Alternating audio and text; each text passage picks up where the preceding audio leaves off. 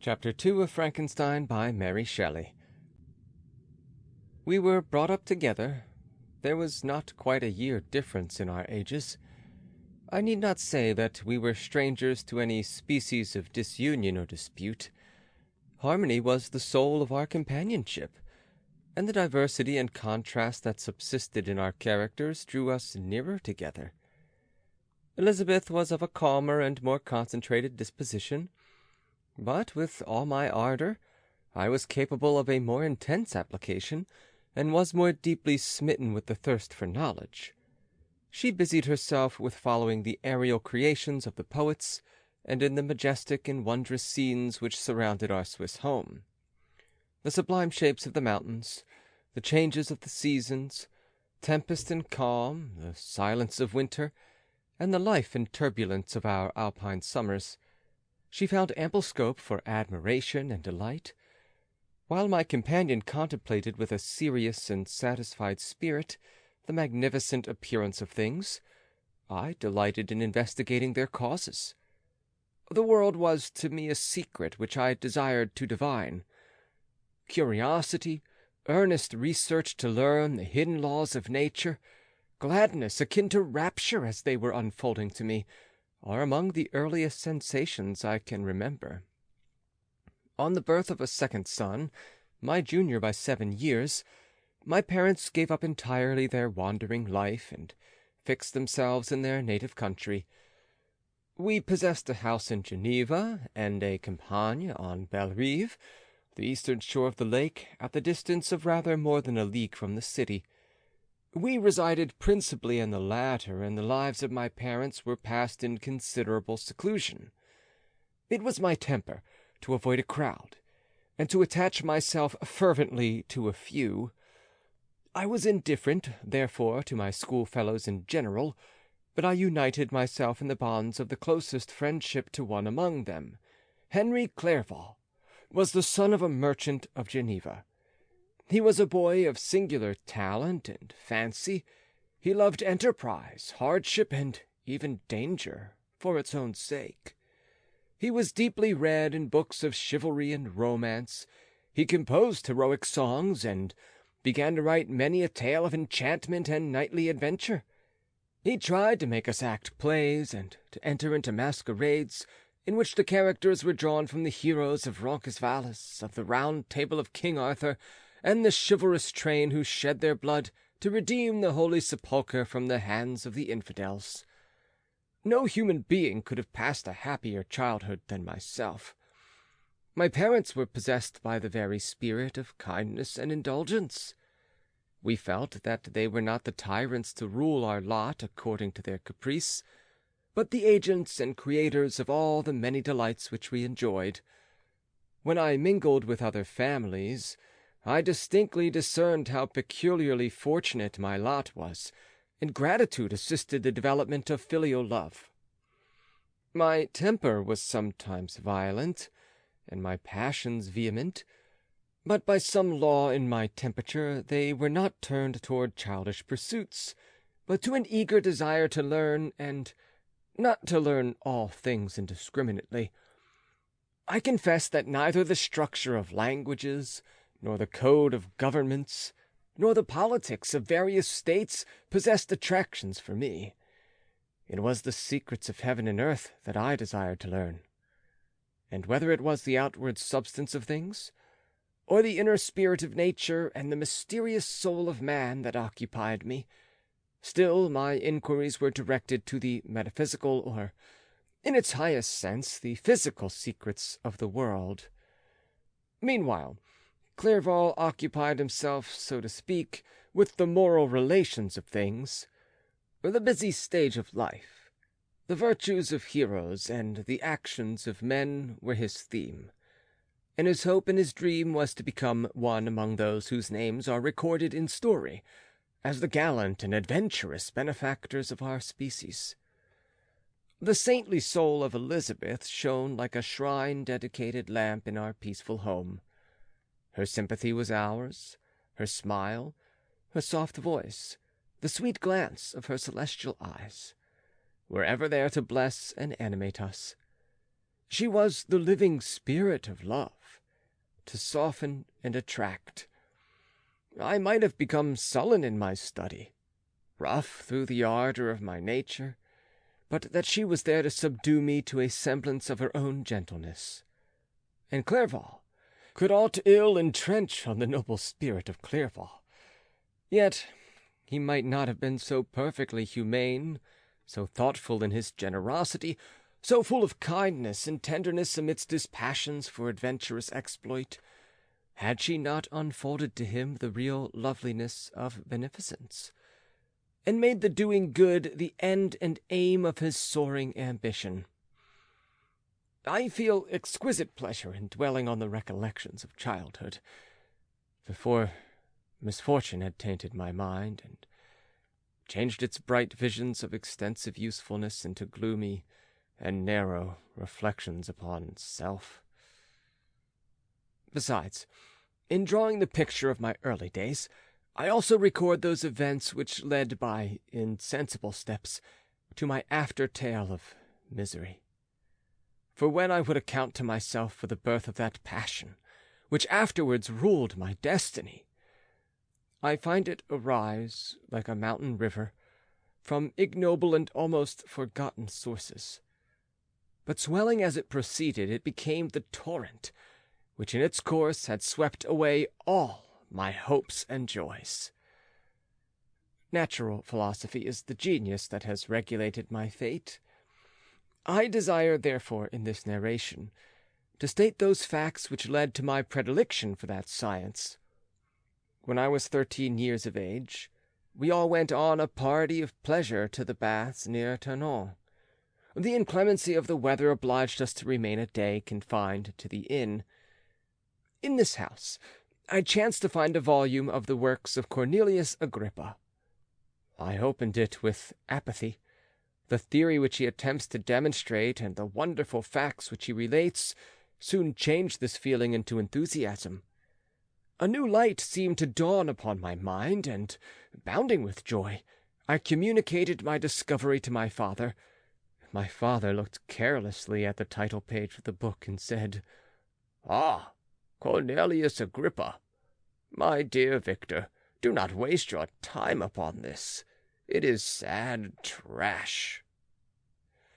If, instead of this remark, my father had taken the pains to explain to me that the principles of Agrippa had been entirely exploded, and that a modern system of science had been introduced which possessed much greater powers than the ancient, because the powers of the latter were chimerical, while those of the former were real and practical, under such circumstances I should certainly have thrown Agrippa aside, and have contented my imagination, warmed as it was, by returning with greater ardor to my former studies.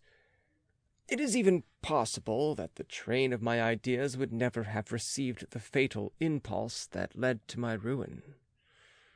But the cursory glance my father had taken of my volume by no means assured me that he was acquainted with its contents, and I continued to read with the greatest avidity. When I returned home, my first care was to procure the whole works of this author, and afterwards of Paracelsus and Albertus Magnus. I read and studied the wild fancies of these writers with delight. They appeared to me treasures, known to few beside myself. I have described myself as always having been imbued with a fervent longing to penetrate the secrets of nature. In spite of the intense labor and wonderful discoveries of modern philosophers, I always came from my studies discontented and unsatisfied. Sir Isaac Newton is said to have avowed that he felt like a child, picking up shells beside the great and unexplored ocean of truth. Those of his successors in each branch of natural philosophy with whom I was acquainted appeared even to my boy's apprehensions as tyros engaged in the same pursuit. The untaught peasant beheld the elements around him and was acquainted with their practical uses. The most learned philosopher knew little more. He had partially unveiled the face of nature, but her immortal lineaments were still a wonder and a mystery. He might dissect, anatomize, and give names, but not to speak of a final cause.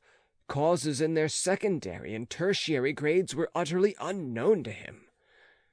I gazed upon the fortifications and impediments that seemed to keep human beings from entering the citadel of nature, and rashly and ignorantly I had repined.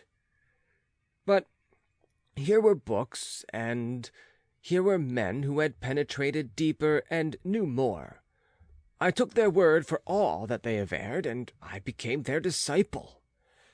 It may appear strange that such should arise in the 18th century, but while I followed the routine of education in the schools of Geneva, I was to a great degree self-taught with regard to my favorite studies.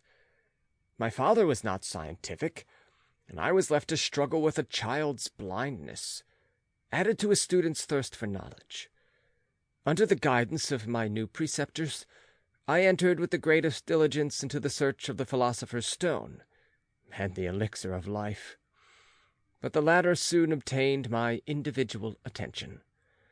Wealth was an inferior object, but what glory would attend the discovery if I could banish disease from the human frame and render man invulnerable to any but a violent death?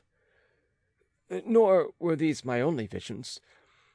The raising of ghosts or devils was a promise liberally accorded by my favorite authors, the fulfillment of which I most eagerly sought, and if my incantations were always unsuccessful, I attributed the failure rather to my own inexperience and mistake than to a want of skill or fidelity in my instructors. And thus for a time I was occupied by exploded systems, mingling like an unadept 1,000 contradictory theories, and floundering desperately in a very slough of multifarious knowledge, guided by an ardent imagination and childish reasoning, till an accident again changed the current of my ideas. When I was about 15 years old, we had retired to our house near Belrive, when we witnessed a most violent and terrible thunderstorm. It advanced from behind the mountains of Jura, and the thunder burst at once with frightful loudness from various quarters of the heavens. I remained, while the storm lasted, watching its progress with curiosity and delight. As I stood at the door, on a sudden I beheld a stream of fire issue from an old and beautiful oak, which stood about 20 yards from our house, and so soon as the dazzling light vanished, the oak had disappeared, and nothing remained but a blasted stump. When we visited it the next morning, we found the tree shattered in a singular manner. It was not splintered by the shock, but entirely reduced to thin ribands of wood. I never beheld anything so utterly destroyed. Before this, I was not unacquainted with the more obvious laws of electricity. On this occasion, a man of great research in natural philosophy was with us, and excited by this catastrophe, he entered on the explanation of a theory which he had formed on the subject of electricity and galvanism, which was at once new and astonishing to me. All that he said threw greatly into the shade Cornelius Agrippa, Albertus Magnus, and Paracelsus, the lords of my imagination. But by some fatality, the overthrow of these men disinclined me to pursue my accustomed studies. It seemed to me as if nothing would or could ever be known. All that had so long engaged my attention suddenly grew despicable. By one of those caprices of the mind, which we are perhaps most subject to in early youth, I at once gave up my former occupations, set down natural history and all its progeny as a deformed and abortive creation, and entered the greatest disdain for a would-be science which could never even step with the threshold of real knowledge. In this mood of mind, I betook myself to the mathematics and the branches of study appertaining to that science, as being built upon secure foundations, and so worthy of my consideration. Thus strangely are our souls constructed. and by such slight ligaments are we bound to prosperity or ruin.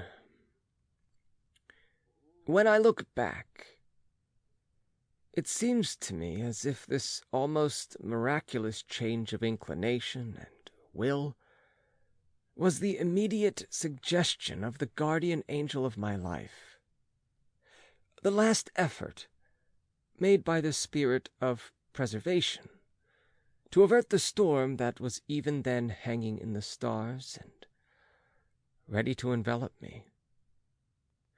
Her victory was announced by an unusual tranquillity and gladness of soul, which followed the relinquishing of my ancient and latterly tormenting studies.